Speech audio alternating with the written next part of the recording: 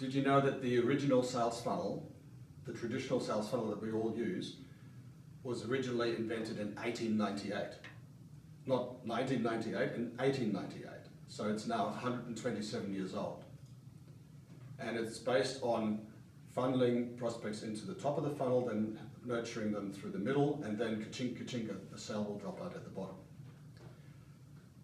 While that concept still holds in the sense that not everybody will buy from us and we'll narrow it down to some people who will then eventually make a transaction with us, the way that we're going about it has not changed in 127 years in principle.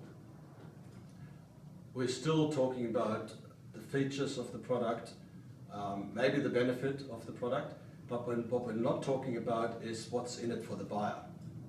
We're expecting the buyer to make that mental arithmetics to translate from what we're telling them that we do and what the product looks like to what's actually in for the buyer.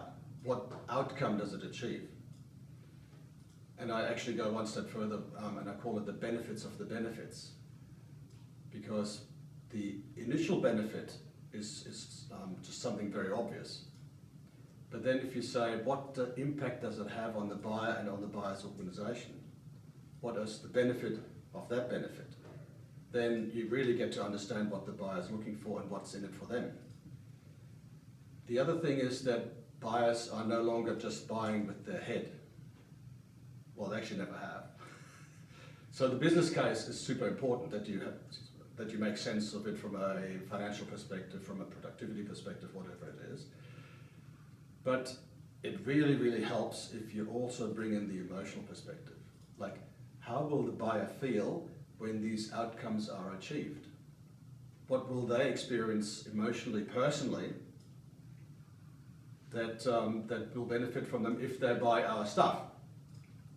So if we can say, imagine that if we achieve that good outcome for you, what would that mean for you personally? Would you get a raise? Would you get a promotion? Would you get a pat on the back from the boss? All these things that the buyer is concerned about is what salespeople never talk about. They always talk about the business case, return on investment, internal rate of return, time to payback, all that sort of stuff. But never do they talk about what does it mean to you personally? What's in it for you if you make this decision to buy from me instead of somebody else?